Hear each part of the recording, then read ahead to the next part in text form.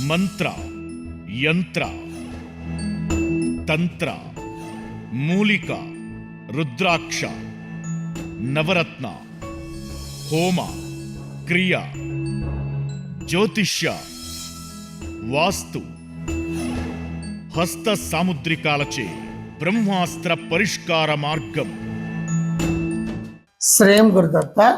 ఆత్మీయులందరికీ స్వాగతం. చాలామంది ఆర్థికంగా తీవ్రమైనటువంటి ఇబ్బందులలో ఉంటారు. అప్పుల బాధలు, విపరీతమైనటువంటి సమస్యలు, ఎంత ప్రయత్నం చేసినా కూడా ముందుకు వెళ్ళలేకపోవడం అనేటువంటిది ఉంటుంది. అలాగే దృష్టి దోషాలు కూడా కొంతమందికి విపరీతంగా వెంటాడుతూ ఉంటాయి. ఇక్కడ దృష్టి దోషాలు అంటే చెడు ప్రయోగాలు కావచ్చు, ఇక ఏదైనా సరే ఇలాంటివన్నీ కూడా ఇక్కడ అవి విపరీతంగా ఇబ్బంది పెడుతూ ఉన్నప్పుడు, సరే కొంతమంది దగ్గరికి తగ్గించేటువంటి వారి దగ్గరికి వెళ్ళినా, ఏదైనా టెంపుల్స్లోకి వెళ్ళినా కూడా అవి పూర్తిగా తగ్గడం అనేటువంటిది ఉండకపోవచ్చు.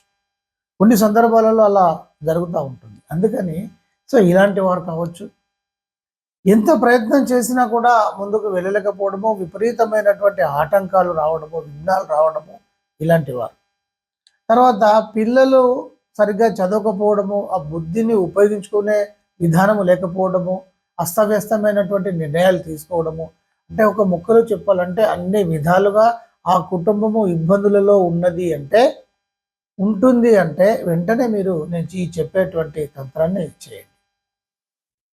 ఏదైనా సరే వీలుంటే మీకు దగ్గరలో అందుబాటులో ఉంటే ఆదివారం అమావాస్య లేదా గురువారం అమావాస్య, చూడండి, ఆదివారం అమావాస్య కానీ గురువారం అమావాస్య కానీ లేదు అనుకున్నప్పుడు ఏదో ఒక అమావాస్య రోజు మీరు ఈ తంత్రాన్ని చేయాలి. ఏదో ఒక అమావాస్య రోజు. మనకు తెలిసినటువంటి విషయమే కదా, జిల్లేడు చెట్టు అనేటువంటిది ఉంటుంది. జిల్లేడు చెట్టు ఆర్కము అంటారు, ఆర్క, చేతార్క అని కూడా అంటారు. ఈ జిల్లేడు చెట్టు యొక్క శక్తి విపరీతంగా ఉంటుంది. యాక్చువల్గా ఏదైనా చెడు కనుక తీసివేసినప్పుడు కానీ, చెడు ప్రయోగాలకు గురైనప్పుడు కానీ, దానికి సంబంధించినటువంటి ప్రక్రియను పూర్తి చేసిన తర్వాత వాటికి సంబంధించిన అన్ని కూడా తీసుకెళ్ళి ఆ జిల్లేడు చెట్టులో వేస్తారు. జిల్లేడు చెట్టు మొదట్లో కానీ ఆ జిల్లేడు చెట్టుకు కట్టడం కానీ చేస్తారు. జిల్లేడు చెట్టుకు చాలా శక్తివంతమైనటువంటి విధానం ఉంటుంది.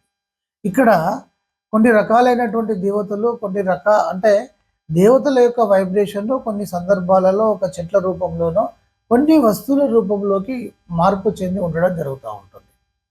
ఇక్కడ అందులో ఈ ఆర్ఘము అనేటువంటిది చాలా ముఖ్యమైనటువంటి అంశం. మనకు ఏం చెప్తారు అంటే, మంత్రంలో గాయత్రి మంత్రము అంటే దైవత్వానికి సంబంధించింది, కామ్యాన్ని కాదు. గాయత్రి మంత్రము దైవత్వానికి సంబంధించింది. మంత్రంలో గాయత్రి మంత్రము, యంత్రంలో శ్రీచక్రము, తాంత్రికంలో శ్వేతార్కము అని ఒక నానుడి ఉంటుంది. అంటే అంత శక్తివంతంగా పనిచేస్తుంది. ఈ శ్వేతార్కంలో శక్తి ఎలా ఉంటుందంటే ఆంజనేయ శక్తి ఉంటుంది, అమ్మవారి యొక్క శక్తి ఉంటుంది, శివుడి యొక్క శక్తి ఉంటుంది, గణేశుడి యొక్క శక్తి ఉంటుంది. అంటే మొత్తం ఒక శక్తి నిక్షిప్తమై ఉంటుంది అందులో, చాలా గొప్పది. అందుకని ఇక్కడ ఏంటంటే మనము ఏదైనా ఒక పాత జిల్లేడు చెట్టును చూసుకోవాలి.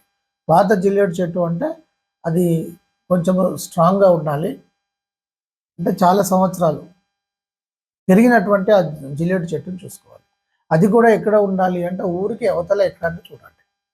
మీ ఫారెస్ట్ ఉంటే దానికి దగ్గరలో కానీ, తర్వాత ఊరికి దూరంగా ఉండేటువంటి మీరు వెతకండి, ఒక జిల్లేడు చెట్టును చూసుకోండి. ఒకరోజు ముందే ఆ జిల్లేడు చెట్టు దగ్గరికి వెళ్ళి నమస్కారం చేయండి. మీరు వీలుంటే ఒక వాటర్ బాటిల్ తీసుకొని వెళ్ళి ఆ చెట్టుకు కాస్త నీళ్లు పోసి నమస్కారం చేసి 3 చుట్టూ తిరిగి నమస్కారం చేయండి. వీలు కాకపోతే నమస్కారం చేయండి.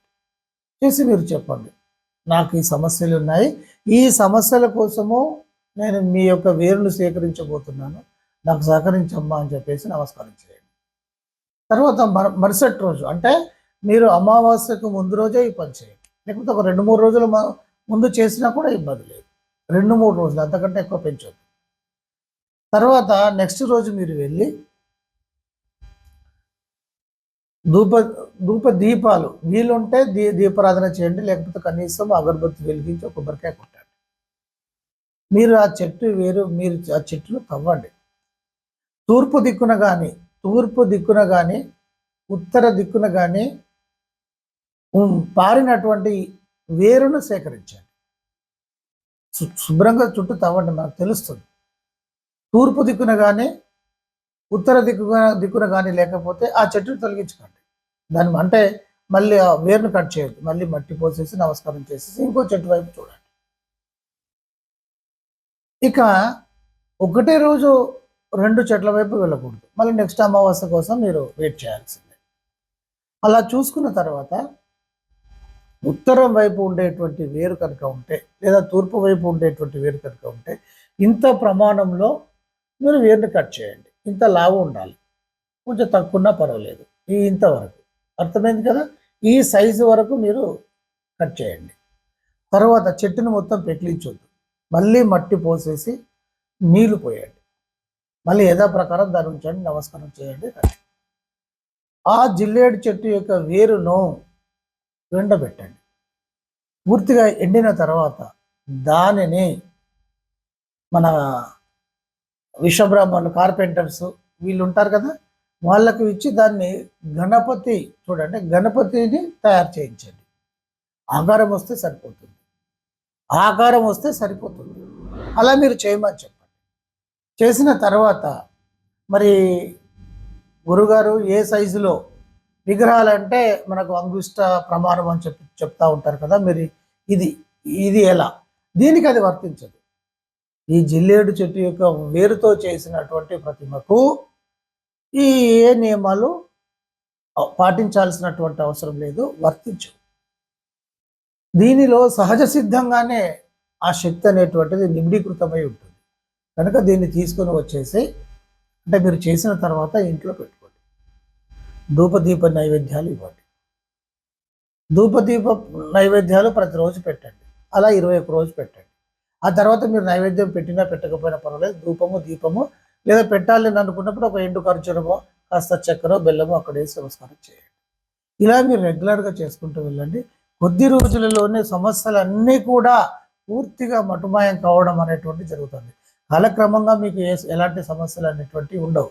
అంటే అన్నిటిని కూడా, ఎందుకంటే ఒక శక్తి కదా, ఆ శక్తిని మనం తీసుకొచ్చి ఇంటిలో పెట్టినప్పుడు సహజ సిద్ధమైనటువంటి శక్తి కనుక మొత్తం సమస్యలన్నీ కూడా, అంటే ఈ లోపల ఉండేటువంటి ఏ ఈతి బాధలు అయితే మీకు ఉంటాయో అవన్నీ కూడా కూకటి వేళ్ళతో సహా పెకిలించి వేయబడతాయి. క్రమంగా అంతా అనుకూలంగా మారడం అనేది జరుగుతుంది. ఇది మీరు పాటించేటువంటి ప్రయత్నం చేయండి.